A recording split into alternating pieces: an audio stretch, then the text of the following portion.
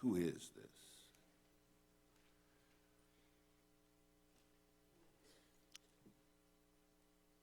In this text, we began a sequence of events leading up to the final days of Jesus' earthly ministry. He had been here now 3 years. And after 3 years of ministering to men,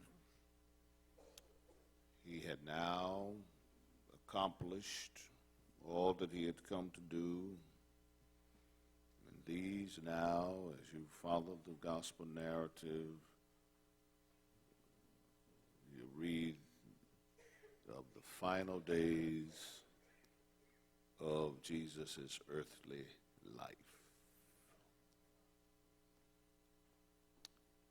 In this passage, Jesus rides into Jerusalem during the feast of the Passover. It was the highest and holiest of days in the Jewish religious calendar.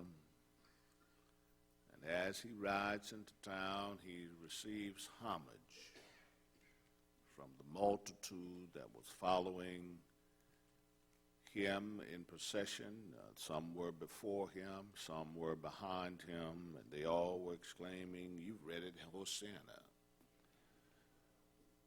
as they laid their clothing in his path and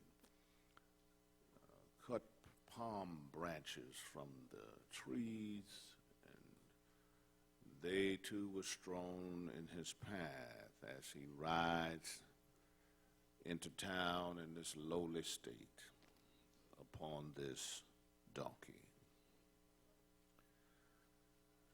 Since it was Passover, the city, the surrounding villages were all filled to capacity with pilgrims who had come to Jerusalem to be at the temple of God, the house of God, on this high and holy day. And that multitude, as they watched the procession and heard the claims of those who were following and going before this man Jesus, they raised the question, who is this? Note, if you will, that what he was doing was not strange to this multitude, because they had witnessed such processions in their day. They've seen this kind of procession take place before, often as was the custom at the time of this text, when kings and great men of war would return home. They would do so in this fashion, triumphantly parading into town to showcase their courts as well as all of the spoils of war.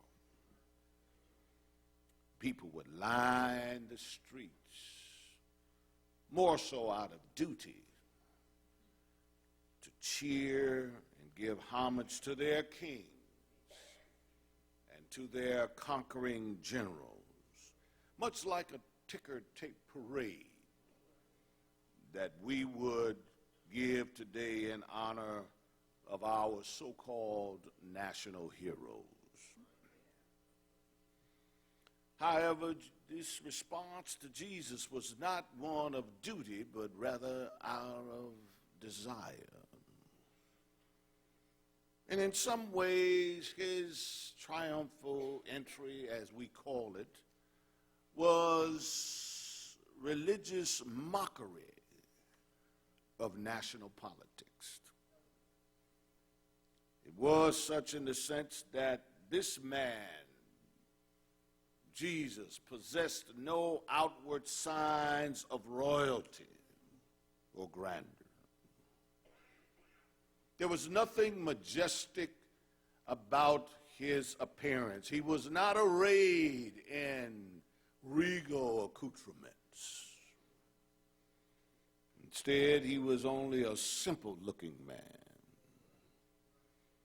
riding in a lowly state, not upon some prancing charger, but he was riding on a donkey.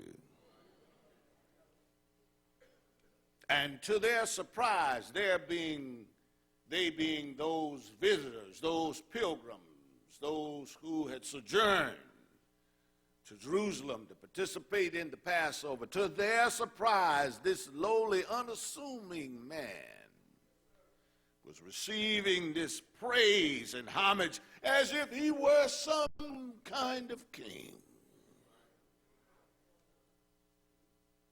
The people knew he was not a general, for there were no soldiers in his procession. They also knew he was no king, Herod. They knew that, and certainly he was not Caesar. So out of sheer curiosity of all of this ado, the question is asked by the multitudes to those who followed along with this Jesus, who is this?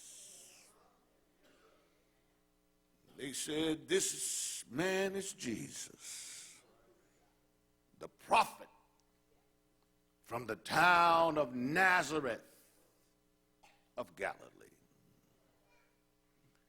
You know, the world of friends and foes are still asking this question. Who is this? Many seekers today ask it out of honesty and sincerity. They want to know just who is this man called Jesus? After trying to satisfy their souls through various means that have only failed them, they are now to the point and place where they might just want to try Jesus. That heart that is about to turn from stone to flesh, that conscience that seeks deliverance from the load of guilt and shame, is asking the question, who is this Jesus? That soul that desires the peace that passes all understanding, the soul that wants joy unspeakable and full of glory, the soul that wants love made perfect. Like that multitude that went before and the one that followed, we are going before and following, announcing, and we who follow should be praising. We ought to be asked of those who watch us, who is this?